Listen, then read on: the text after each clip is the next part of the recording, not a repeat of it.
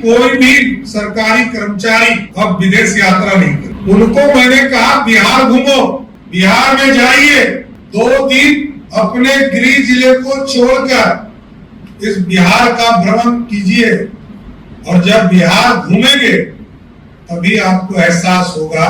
बिहार के अंदर कोई भी कॉन्ट्रैक्टर आता बिहारी से ही काम कराता, लेकिन ठेका उसके नाम से होगा। L3 पर भी बिहारी होगा, काम भी बिहारी को ही मिलेगा। जितने बिहार के बिहारी लोग पहले उद्योग लगाए हैं उनको सर्वप्रथम चालू करने का काम हमारी सरकार करेगा सर, क्योंकि बिहारी जब तक समृद्ध नहीं हो। अभी मैंने 2 दिन पहले फैसला लिया और कहा कि कोई भी सरकारी कर्मचारी अब विदेश यात्रा नहीं करे। उनको मैंने कहा बिहार घूमो, बिहार में जाइए, 2 दिन अपने गृह जिले को छोड़कर इस बिहार का भ्रमण कीजिए और जब बिहार घूमेंगे तभी आपको एहसास होगा कि गौतम बुद्ध भी आए यहीं, गुरु गोविंद सिंह भी आए यहीं, महावीर भी यहीं आए, भगवान विष्णु और शंकर भी यहीं लड़े, मलयुद्ध यहीं। कितने मां के अंग इसी धरती पर गिरे। इस बिहार की विरासत को आगे बढ़ाना है और बिहार समृद्धि तभी तो होगा जब हमारे लोग हमारे चीजों को पहचाने। हम 5 भाषा बोलते हैं। भोजपुरी में सासाराम में क्या होता है, कौन सा गीत बोला जाता है, ये मिथिला के लोग नहीं जानते। मिथिला में कौन सा गीत विदाई में गाया जाता है वो मगही के लोग नहीं जानते। मगही का गीत अंगिका के लोग नहीं जानते। मैंने तो कहा इस छोटे से बिहार में जहां वैसे तो आबादी मेरे दुनिया के डेंसेस्ट पॉपुलेशन में से है, झारखंड और बिहार जब बटा था तो लगभग 6.5 करोड़ बिहारी बचे थे और लगभग 3.25 करोड़ झारखंड चला गया। आज हम 14 करोड़ बिहार के लोग हैं। दोनों का क्षेत्रफल लगभग बराबर है, 19-20 का, लेकिन उनकी आबादी और मेरी आबादी में 3 गुना का फर्क। आज भी उड़ीसा और बंगाल को मिला दीजिएगा, दोनों को मिला दीजिएगा, उसकी आबादी अकेले बिहार में है। दुनिया में मैक्सिको से बड़ा राज्य बिहार है।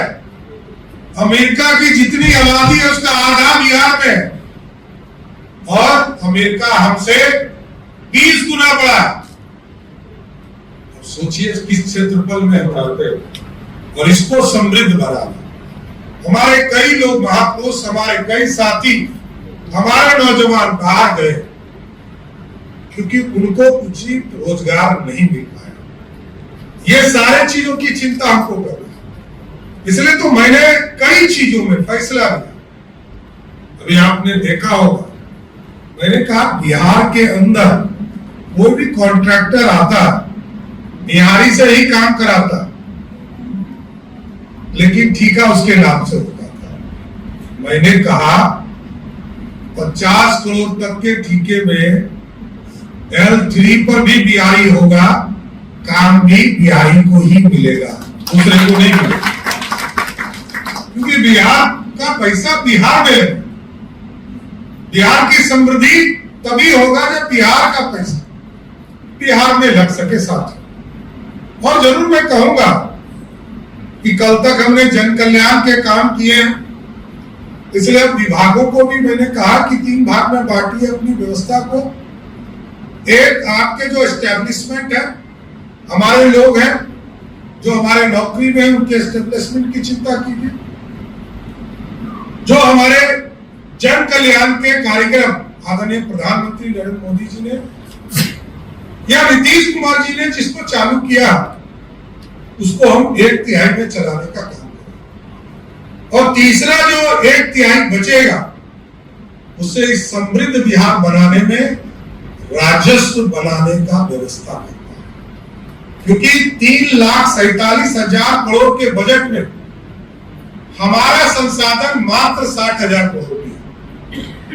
अभी मैं बीसीसीआई की बैठक में गया था, उद्योग विभाग चैम्बर ऑफ कॉमर्स में, तो मैंने कहा कि उद्योग जगत में बाहर से तो लोग आएंगे, लेकिन सबसे पहले आपका भरोसा चाहिए, आपका विश्वास चाहिए। आप जो लगभग 1150 जगह पर ब्याडा के द्वारा बिहार में उद्योग लगाने का काम किया जा रहा था, उसमें से लगभग 800 चालू हो गए, और हम लोग ये प्रयास में हैं कि आगे और भी पॉलिसी में चेंज करना हो, इसको चेंज करेंगे। जितने बिहार के बिहारी लोग पहले उद्योग लगाए हैं, उनको सर्वप्रथम चालू करने का काम हमारी सरकार करेगा सर, क्योंकि बिहारी जब तक समृद्ध नहीं हो, बिहार के लोग खड़े नहीं हो, तो दूसरा तो आएगा भी तो आप कहिएगा अरे जब मेरा सरकार मेरी काम नहीं कर रहा तो आपका काम क्या करेगा। इसलिए साथियों, एकदम पूर्ण रूप से बिहार की समृद्धि के लिए काम करना है, बिहार की अर्थव्यवस्था को खड़ा करना है, और जो वीर सावरकर ने राष्ट्रवाद के प्रतीक के तौर पर इस देश में आजादी के लिए लड़ाई लड़ने का काम किया है, मैं जरूर आश्वस्त करता हूं आप तमाम साथियों को कि वीर सावरकर के आदर्शों को बिहार की जमीन पर भी उतारने का काम करूंगा। इतना जरूर आश्वस्त करते हुए